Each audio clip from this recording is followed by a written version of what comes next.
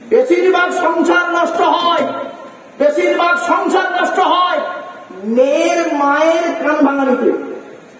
ঠিক আছে, ঠিক। বেশিরভাগ সংসার নষ্ট হয় মেয়ের মায়ের কান ভাঙানিতে। যে মেয়ের মা যত চালাক, যে মেয়ের মা যত চালাক, তার মেয়ের তত তাড়াতাড়ি তালাক।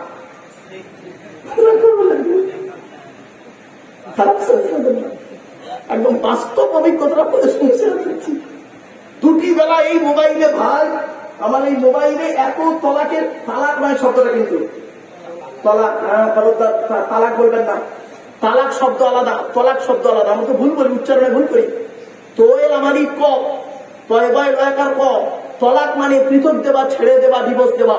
আর তেল আমারই ক, তয়াকার লয়কার ক। তালাক মানে জুড়ে যাওয়া, মিলিত হওয়া, একত্রিত হওয়া। এই কোরআনে তলাক শব্দটা আছে বহু জায়গায়, তালাক শব্দটা কোরআনের এক জায়গায় আছে, এক জায়গায়। জানেন বাবা, দাম এটা হিজু কোরআন শরীফ। এই দেখেন 24 নম্বর পারা, 7 নম্বর পৃষ্ঠা, 14 নম্বর লাইন, সূরার নাম সূরা মুমিন, আয়াত নম্বর 15। আল্লাহ নিজেই বলছেন, আমি বলিনি বাবা, আল্লাহ নিজেই বলছেন লিউনজিরা ইয়াউমাত তালাক। বাবাজি দেখেন তো, ঠিক আছে। তেল আমালিক এখানে তো এই টোটাল কোরআনে এক জায়গায় আছে তালাক, আর বাকি সব জায়গায় আছে তলাক। এই জন্য আপনাদের অনুরোধ করে বলে যাচ্ছে, এগুলো ঠিক করবেন। জলসা দেন কেন? কিছু শিক্ষা অর্জন করা, কিছু ভুলকে সংশোধন করা, কিছু পরামর্শ নিয়ে নেওয়া। ঠিক না? ঠিক। অসুবিধা হচ্ছে না আপনাদের? চলো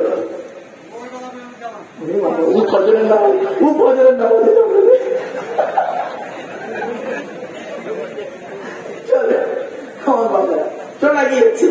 তাহলে 1 নম্বর হলো মুসলিমাতিন, মুমিনাতিন, কানিতাতিন। 4 নম্বর হলো তাইবাতিন, মেয়েটা তওবাকারী মেয়ে কিনা খবর নেবেন। তওবাকারী মেয়ে কিনা খবর। আচ্ছা, তলাক শব্দটা বললাম না এক্ষুনি, আবার বলেন না তলাক আর তালাক, ওর সঙ্গে আর একটা শব্দ শিখিয়ে দিচ্ছে আপনাদের। এই রমজান মাসে ভোরের বেলা যে খাবারটা খেয়েছিলেন তাকে কি বলে? সেহরি নয়, সাহারি। সাহারি, খবরদার সেহরি বলবেন না। সেহরি আর সাহারির পার্থক্যটা কি শুনে নিন। সিনে জেদ দিলে, সিহিরুন দন্তেশ্বর একাত দিলে মানে হবে জাদু করা। হাদা সিহিরুন মুবিন কোরআনে আছে। সিহিরুন মানে জাদু করা। আর সিনে জবর দিলে, দন্তেশ্বর আকার দিলে সাহারুন মানে হলো রাতের শেষ অংশের খাবারকে আরবিতে সাহারি বলে, সেহরি নয়। তাহলে শব্দটা কি হবে? সেহরি না সাহারি? সংশোধন করে নেন একটু দয়া করে। চলো, তাহলে 4 নম্বরটা হলো তাইবাতিন, তওবাকারী মেয়ে কিনা খবর নেবেন। 5 নম্বরটা খুব ইম্পর্টেন্ট, যুবক ছেলেরা ভালো করে শুনে নাও। আবিদাতিন, মেয়েটা ইবাদতকারী মেয়ে কিনা খবর নেবে। মেয়েটা 5 ওয়াক্ত নামাজ পড়ে কিনা খবর নেবে। মেয়েটার চরিত্রটা ঠিক আছে কিনা খবর নেবে। আর এই যুবক ছেলেরা বলে যাচ্ছি, শুনে নাও। যুবকদেরকে বলে যাচ্ছি, বন্ধু তুমি শুনে নাও। আর একটা খবর তুমি নেবে দয়া করে, বিশেষ করে খবরটা নেবে তুমি ক নাম্বার। বুঝতে পারলেন? ছেলেগুলো বুঝতে পারবে, ওরা ঠিক বুঝে নিয়ে আর বলতে হবে। চলো, 6 নাম্বার হলো সাইহাতিন। তাফসীরে বলা হয়েছে আইসাইমাতিন, রোজাদার মেয়ে কিনা খবর নেবে। এই 6টা গুণ যে মেয়ের মধ্যে থাকবে, ওই মেয়েটাকে বিবাহ করলে দুনিয়াতে শান্তি সম্মান পাবে, আখিরাতে আশা করা যায় জান্নাত পাবে। নবীকে একদিন জিজ্ঞাসা করা হলো, ইয়া রাসূলুল্লাহ, হে নবী আপনি বলুন, জান্নাতি নারীদের পরিচয় বলুন, জাহান্নামী নারীদের পরিচয় বলুন।